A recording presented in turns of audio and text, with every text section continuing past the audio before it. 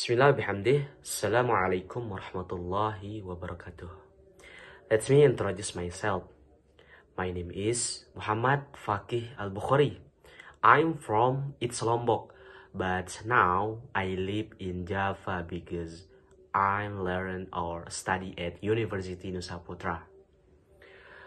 Okay, now I will explain a little about Indonesia. Enjoy for watching.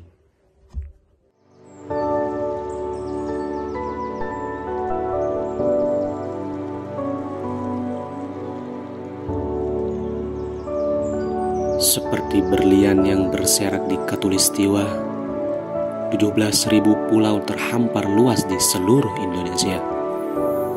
Lebih dari 700 bahasa, 300 suku, beragama budaya dan agama tak mampu menghalangi kita menjadi bangsa yang satu. Pekerjaan besar memang untuk bisa melihat Indonesia dari mata yang sama dan bukan dari sudut pandang yang berbeda. Tetapi ini Indonesia, tanah kaya yang mansur akan perbedaan dan keramahannya. Tanah lahirnya masyarakat yang terbuka dan memiliki daya juang yang tinggi. Cukuplah Indonesia diikat dan dirajut oleh Pancasila, yang di bawah naungannya hidup kita damai dan tenang selama berpuluh-puluh tahun. Mari, Pancasila roh yang hidup, yang Bhinneka Tunggal Ika, yang walaupun berbeda kita tetap satu, tetap Indonesia, Bhinneka Tunggal Ika. Jenis demokrasi yang diterapkan di Indonesia dan bagaimana ya perkembangannya?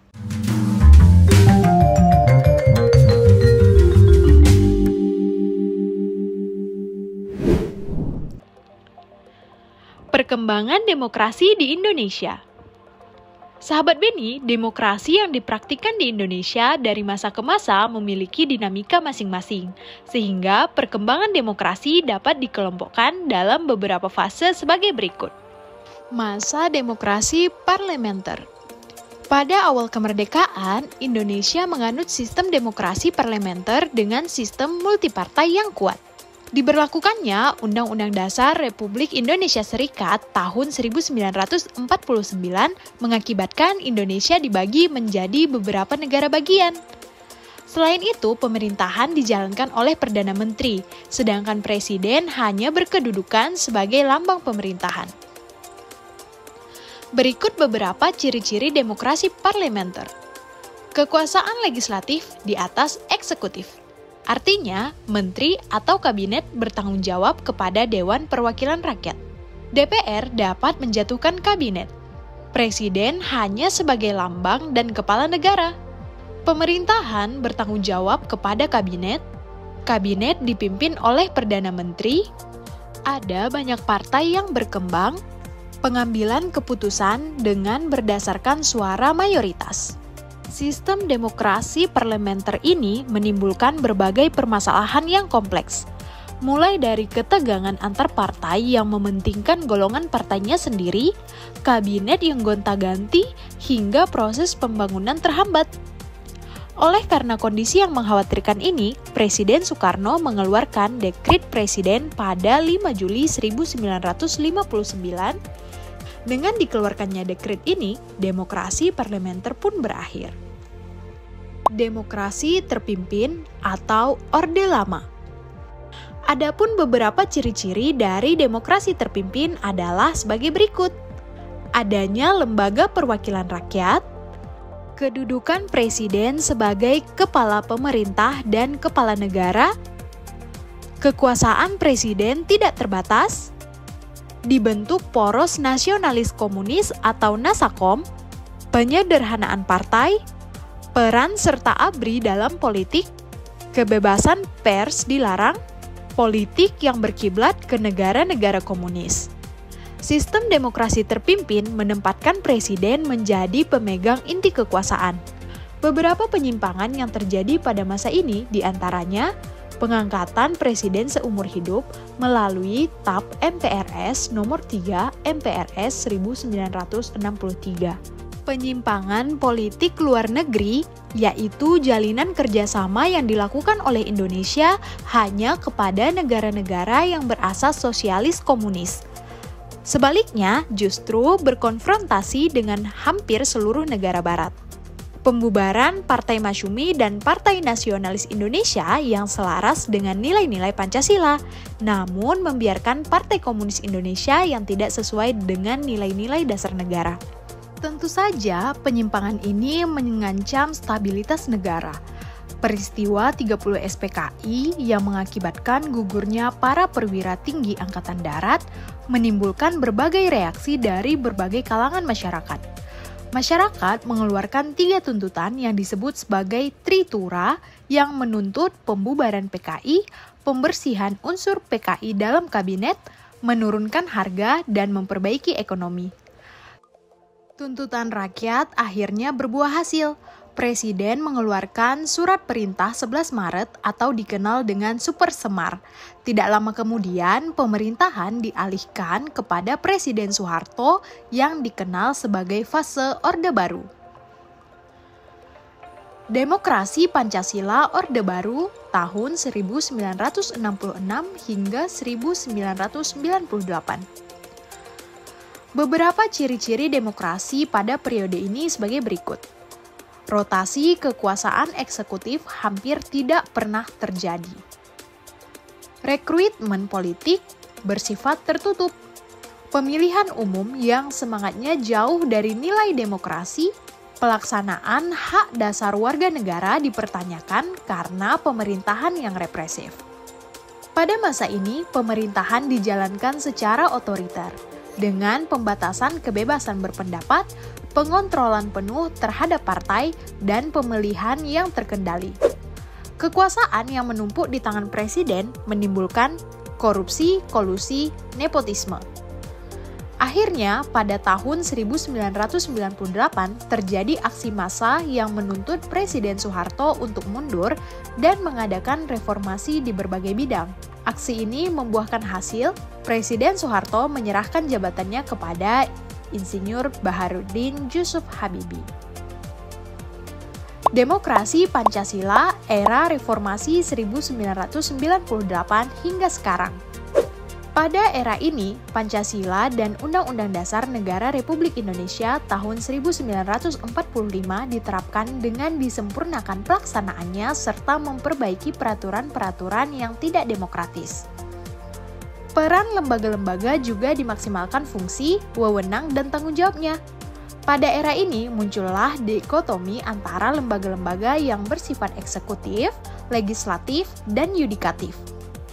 Pemilihan umum langsung digelar, partai-partai politik berkembang, kebebasan berpendapat diperluas, dan hak asasi manusia ditegaskan lebih jelas dalam konstitusi baru. Bentuk demokrasi inilah yang bertahan hingga saat ini. Hal yang sangat penting dalam demokrasi ini adalah peran civil society menciptakan budaya toleransi yang mengajarkan nilai-nilai demokrasi dan saling menghargai perbedaan. Kesuksesan demokrasi ada di tangan kita semua nih sebagai rakyat pemegang kekuasaan tertinggi. Jadi, teruslah bertemu, berteman, dan berbagi supaya kita bisa jaga demokrasi bareng-bareng. Sekian video pembelajaran kali ini, kita bahas apa lagi ya? Okay guys, that's the explanation about democracy in Indonesia. I hope you can understand the explanation earlier, okay? Okay, next, I will explain the challenge faced by democracy in Indonesia and recommendation for improving democracy in Indonesia. Okay, enjoy for watching. Ada beberapa tantangan demokrasi di Indonesia. Yang pertama yaitu korupsi yang merajalela. Meskipun sudah ada lembaga anti korupsi seperti KPK, praktik korupsi masih menjadi masalah serius di berbagai sektor pemerintahan dan legislatif. korupsi menghambat kepercayaan publik terhadap sistem demokrasi dan mengurangi efektivitas kebijakan pemerintah. Tantangan yang kedua yaitu politik uang dan dinasti politik. Pemilu di Indonesia masih diwarnai oleh praktik politik uang yang mengurangi esensi demokrasi yang seharusnya berlandaskan pada keadilan dan partisipasi rakyat. Selain itu, dinasti politik di beberapa daerah membatasi regenerasi kepemimpinan yang lebih kompeten dan bersih. Tantangan yang ketiga yaitu kebebasan pers yang terancam. Meskipun era reformasi menjamin kebebasan pers, masih terjadi kasus-kasus intimidasi terhadap jurnalis dan media independen. Beberapa regulasi juga digunakan untuk membatasi kebebasan berekspresi di media sosial dan media massa. Nah, tantangan yang keempat yaitu polarisasi politik dan hoaks. Perkembangan teknologi informasi memudahkan penyebaran berita palsu atau hoaks dan ujaran kebencian yang memicu polarisasi di masyarakat. Hal ini seringkali dimanfaatkan oleh aktor politik untuk kepentingan pribadi atau kelompok tertentu. Dan yang kelima, minimnya partisipasi masyarakat. Banyak warga yang masih apatis terhadap proses politik seperti pemilu dan kebijakan publik. Hal ini disebabkan oleh ketidakpercayaan terhadap elit politik dan sistem pemerintah yang dianggap tidak membawa perubahan signifikan. Tantangan yang keenam yaitu kelemahan penegak hukum. Demokrasi yang sehat membutuhkan supremasi hukum yang kuat, tetapi di Indonesia masih banyak kasus pelanggaran hukum yang tidak ditindak secara adil. Beberapa pihak dengan kekuatan politik atau ekonomi seringkali lolos dari jeratan hukum. Dan yang ketujuh yaitu ancaman intoleransi dan radikalisme. Meskipun Indonesia dikenal keberagaman budaya dan agama, masih ada tantangan terkait intoleransi dan radikalisme yang berpotensi mengancam nilai-nilai demokrasi dan persatuan bangsa. Nah, dan yang tantangan yang terakhir yang ke-8 yaitu desentralisasi yang tidak efektif. Otonomi daerah yang diberikan pada era reformasi bertujuan untuk pemerataan pembangunan, tetapi dalam praktiknya masih banyak kepala daerah yang menyalahgunakan wewenang dan tindak transparan dalam pengelolaan anggaran. Tantangan-tantangan ini menunjukkan bahwa meskipun demokrasi Indonesia telah berkembang pesat secara reformasi, masih banyak perbaikan yang perlu dilakukan agar sistem demokrasi lebih transparan, inklusif, dan berkeadilan.